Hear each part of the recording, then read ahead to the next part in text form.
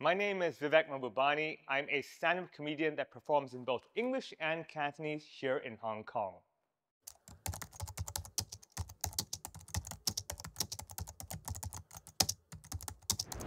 We all know homework never ends. When I was in school, just when I thought I finished homework A, all of a sudden I would notice homework B needs another 5 hours.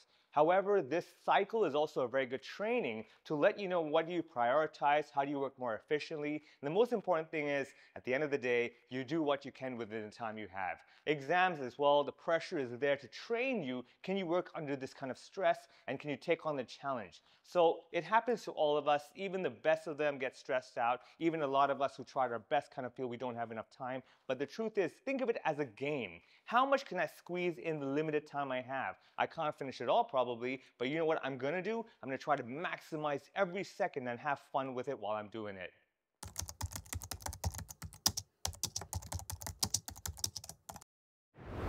The truth is, a lot of successful people did not get the grades they wish they could get back in the day. Same with myself.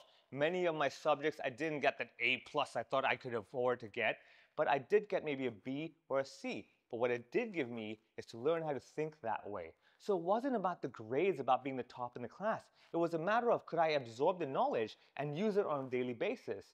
Many times you're going to aim for the sky, but you're going to land on the moon or land on the stars. But the game is this. You aim really high, even though you know it's really unlikely you can get it. But you know what the good thing is? You probably have ended up somewhere that you thought you never could achieve as well. And that's what it is all about. It's about trying to aim for such a high thing. You maybe not get it, but still be happy with what you did as well. And that's something for me as well. I did not get the best grades, but you know what today? I have one of the best lives in my opinion.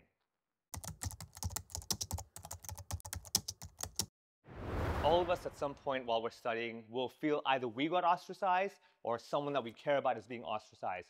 The best thing you can do is be there for them. When I was young, there were many times classmates could not talk to me because I did not speak Cantonese, and I was alone.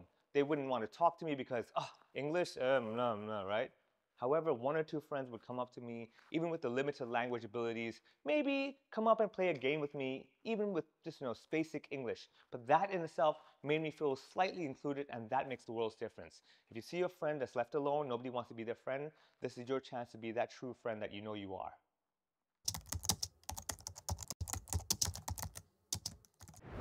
When I was young, I was a shy kid. I would not talk to people about what I thought because I thought they might judge me and think I'm weak. The best thing you can do, which I do every single day for the last 15 years, is write a journal. I know you're thinking, a journal? How old are you? 5 years old? But what happens is that with the journal, it's your chance to express yourself without the worry of being judged because nobody other than you will read that journal, right? And when you write it, the more you write it, the more you feel like it's out of your system. And it's simple. You get it out of your system, when you look at it again, it has a new perspective, and now it's no longer something painful because it's not inside you, it's outside you. So if you can't express yourself or you feel, I don't want to express myself, people might judge me, write it in a book. Don't let anyone see it. And the most important thing really is that you know it's not in your system anymore, it's out there. Let the world, whatever, do what they need to do, but you've gotten it out of your system and you feel much better.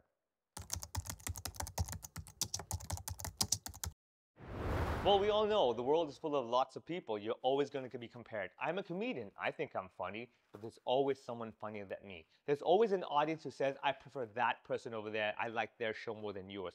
Someone has more hair on their head. Someone has a better goatee. Someone's taller than me. But all that I can do is be the best version of myself. And that's the thing. Were you better than you were yesterday? If you were, guess what? You're a winner already. And to me, that's what I like to play every day. Was I funnier today than I was yesterday? If I am, that's good enough. Sure, someone has another show on TV, someone has sold another ticket, someone has a bigger audience, but you know what I have? I have one more person enjoying my show than I had yesterday. I had one more person laughing at my jokes than I had yesterday. And all that matters is every day I have one little small improvement. And that person is a better version of me. And you can do it as well. Always challenge yourself to be better than who you were yesterday, and you will find every single day you are a winner.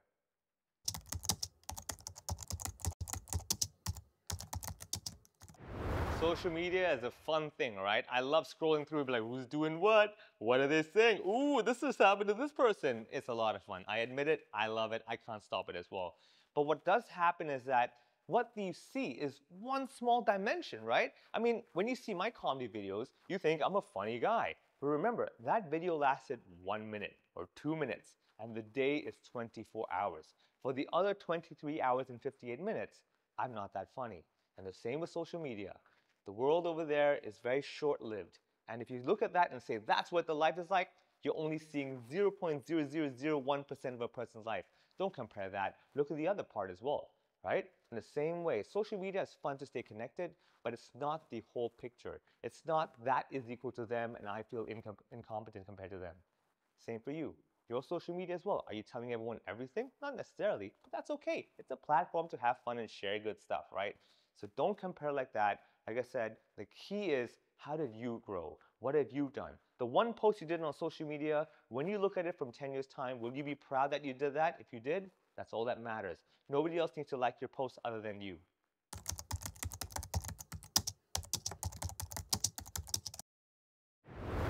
Every parent can never fully understand their kids. When I was young, I thought my parents didn't understand anything about the world. I said, how would you not listen to this music? What is that music? Why would you wear this? Why are you talking this way? It's natural. I'm older now. I'm not a parent, but I can see. When I see younger kids now, I'm thinking, why would you listen to that? What's wrong with you? Why do you wear clothes like that? Why do you talk this way? And I realized, wait a second, it's a generational thing. But it's normal. That's life, right? Every generation has its own little thing, and it changes over time. Now, the one key thing, and this is the biggest challenge, can you have communication with your parents where they will somehow be willing to listen to what you have to say? Now, the truth is very difficult. I won't lie. It's not one of the things that you say, hey, Dad and Mom, let's talk. And they say, sure. Not always the case. When I was young, my parents gave me an idea. They said, look, Viv, we don't know what you want to do, but we'll make you a deal. You can do whatever you want, as long as you prove to us that you gave it your best effort. That sounds great, right? Not so much, because they now made me every month give them a monthly review of what I was trying to achieve. Why am I doing this stuff? Without that review, without that whole report, I'm not allowed to do it. So now all of a sudden I have to do so much extra work for that one little hobby. What's going on? But it did open a door. It allowed us communication for me to explain why I listen to this, why I do that, why I'm interested in that. And that's your challenge as a child. The key is your parents want the best for you. But the truth is, only you know what's best for yourself. But you have to be able to stand up for yourself, and that's the hardest part. They will give you pressure. They will not always agree with you. They will always tell you, no, you don't know what you're talking about. You're too young. It's natural. So what you do is you take what they have to say, absorb it, listen to it, digest it, and say, okay, I still disagree with you, and I'm going to go and find a way to prove to you why you are not wrong, but I'm just more correct. If you can communicate with your parents and somehow find a way where they are willing to listen to you, you have a chance to tell them what you think rather than them judging you for themselves.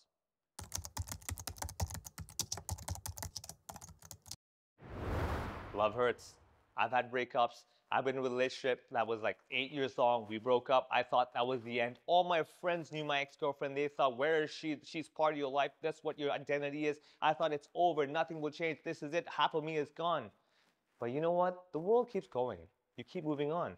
It's really strange. I won't lie to you. If I look back at my journal entries about after my breakup, I thought it was the end. I really thought, I don't know how I'll recover from this. No one's ever done this. It's ridiculous. But guess what? Life moved on and I'm happy now. I met someone else. We got along even better. We've been together even longer now. So wait, hold on a second. I thought I was heartbroken, but yet now I'm happier? Huh? But that's the game. A lot of times at that very moment, it's going to hurt. But you know what you do have now? You have that story, that experience that one day you can look back and say, wow, I remember that time. I remember how heartbroken I was and what I did, and I struggled and I thought the world was going to end. And you know what? I'm still here.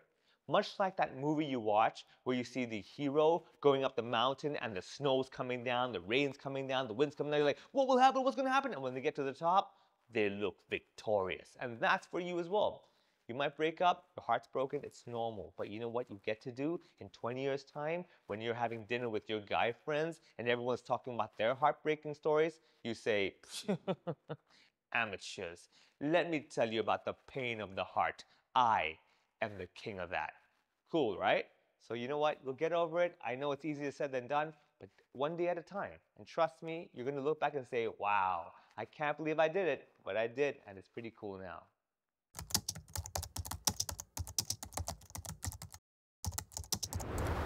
Personally, I've never been to a boarding school, so I can't say, well, don't worry, it's a great time. What I can tell you, a lot of times when I travel for my comedy shows, I find the first time I go there, I'm scared. You know why? Not because I don't like traveling, because it's a new place and I don't know what to expect. I like what I have now. This is good. I'm quite busy. People laugh here. Why do I have to go there? But very often when I give it a chance and I go there, I suddenly now have two places that people find me funny, right? The same way for you. You're comfortable at home. This is how you like it. This is great. Boarding school, but I have all my friends here. I have this stuff here. Oh, I don't want to go there. I don't know what they'll be like and I might not like it. Sure, maybe you won't like it, but you will know when you go there whether you like something like that or not.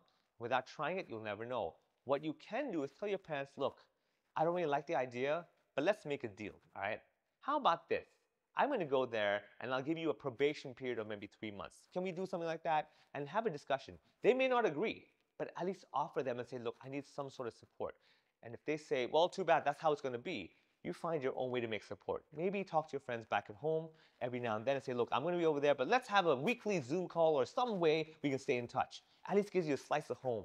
Take something that you truly know that I enjoy this, put it over there. And when you feel homesick, look at it and go like, you know what? This is why. This is what it's all about. I'm here. It's a new adventure, but that's still home for me. And it's okay. When I travel, first week, wow, so cool. Second week, wow, so cool. Third week, I want to go home. I really miss my bed. I really miss my computer. I really miss the Phi Lang Zhang of Hong Kong. I really, really want that.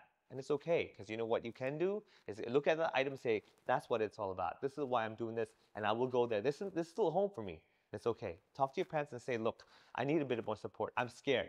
Admit it. If you're willing to admit it, chances are they might go like, okay, man, what are you afraid of? And tell them. And if they don't listen, write that journal. It'll make a lot of difference.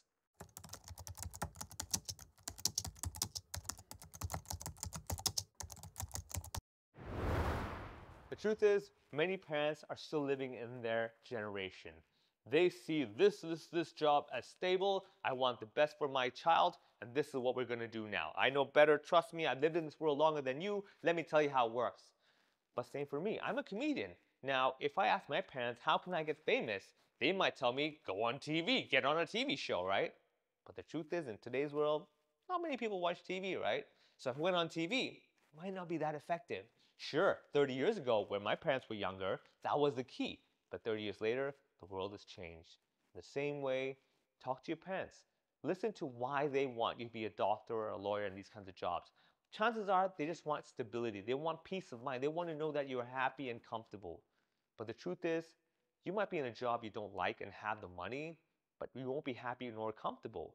But yeah, sure, music you might say, yeah, there's no money, blah, blah, blah. But you have the challenge. Can you find different ways to convince your parents and say, no, there is? For example, could you be so good that people hire you not to just teach, but to perform? Could you score music at home on your computer? Could you maybe basically create music for different dance groups? Could you create music for movies? There's so many opportunities. The key is do your homework and prove to your parents the things they thought they want for you through those jobs of, let's say, doctor and lawyer. You can get the same thing from these jobs that you actually like doing. I'm a comedian. I do this full time. And you might think, huh? But there's so many shows in Hong Kong. The truth is, on top of comedy, I teach workshops, I go speak at events, I'm an MC, I host a lot of different events, I'm on radio, I'm on TV. There's a lot of opportunities if you do your homework and then show your parents, actually, what you want me to achieve through a doctor and lawyer, I can do the exact same thing with this. If you, mom and dad, give me a chance. And maybe they might go, all right, we'll hear you out, go for it.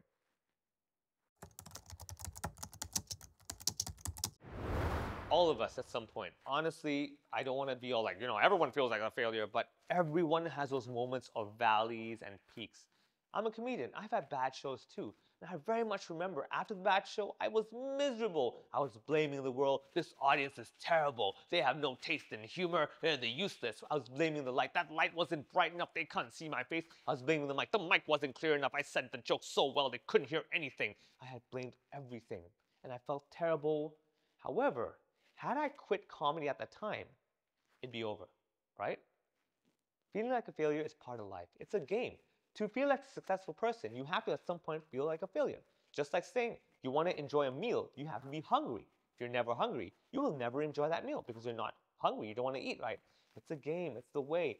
bad, good, night, day. That's how it is. So when you feel like a failure, just know this is necessary. You need to feel that way so when you feel like a successful person, you can say, yeah, I'm over here now. I was there and I'm over here. That's the way. Be clear, what is your objective? I know I want to be a comedian.